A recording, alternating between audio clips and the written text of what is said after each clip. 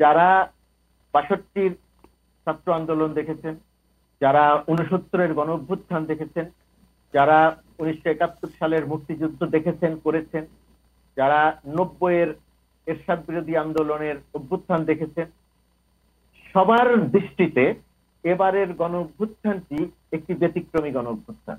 নিশ্চয়ই এত অল্প সময়ের মধ্যে শিক্ষার্থীরা যে আন্দোলন শুরু করেছে, একটা দানবীয়, মানে নির্দয় নিষ্ঠুর দানবীয় একটি সরকারের পতন ঘটিয়েছে। যে নির্দয় নিষ্ঠুর দানবীয় সরকারের পতন হবে কোনোদিন, এটা বাংলাদেশের মানুষ প্রায় ভুলে যাচ্ছে। সেই আন্দোলনের দুইজন নেতাকে, দুইজন সমন্বয়ককে সরকারের অংশ করা হয়েছে। আমি মনে করি এর চেয়ে ভালো সিদ্ধান্ত আর কিছু হতে পারে না।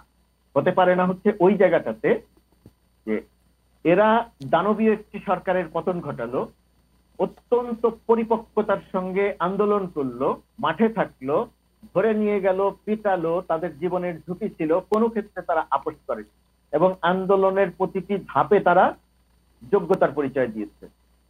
তো আন্দোলনের মতো এত জটিল একটি জায়গাতে যারা সফল হয়েছে, সুতরাং তাদের উপরে আমি মনে করি ভরসা রাখা যায়। ডক্টর ইউনূস যে তাদের উপরে ভরসা করেছে, তাদের উপরে ভরসা রেখেছে, আমি মনে করি এটাও একটা ব্যতিক্রমী উদ্যোগ। সাধারণত আন্দোলন হয় মাঠে, যারা আন্দোলন করে, যারা গুলি খায়, যারা মারা যায়, ক্ষমতা বা যখন এই ক্ষমতার জায়গায় আসে তখন তারা পেছনে চলে যায়, তাদেরকে আর সামনে আনা হয় না।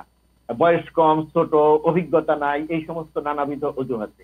কিন্তু আমি মনে করি ডক্টর ইউনূস তো তরুণ বয়স থেকে কাজ শুরু করেছেন এবং ওনার দুইটা জায়গাতে ওনার মানুষের প্রতি গভীর আস্থা। একটি হলো নারীরা অসীম ক্ষমতাবান, নারীরা যে কোনো কাজ করতে পারে, নারীর উপর তার আস্থা, নারী সম্প্রদায়ের উপর। আরেকটি হচ্ছে তরুণদের উপর, তরুণরা যে এই পৃথিবী বদলে দিবে, তরুণরা যে এই দেশ বদলে দিবে, এটা তিনি মনে প্রাণে বিশ্বাস করেন। এবং তিনি যে সারা পৃথিবীতে বক্তৃতা করেন, আপনি নিশ্চয়ই জানেন, তো সেই সারা পৃথিবীর বক্তৃতার তার একটা অন্যতম প্রধান লক্ষ্য থাকে তরুণরা, তিনি তরুণদের সঙ্গে কাজ করেন। সুতরাং সেই হিসাবে তার সরকারে দুজন তরুণকে সুযোগ দেওয়া হচ্ছে এবং আমাদের দেখতে হবে যে তারা কি করেন। ভুল যে তারা করবেন না তা নয়, ভুল বড়রাও করেন।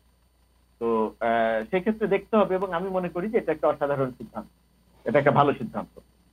সেই সঙ্গে আমি যদি যুক্ত করতে চাই যে এই দুই তরুণ উপদেষ্টাদের মধ্যে রাজনৈতিক প্রজ্ঞা বা রাজনৈতিক শিষ্টাচার আছে কিনা।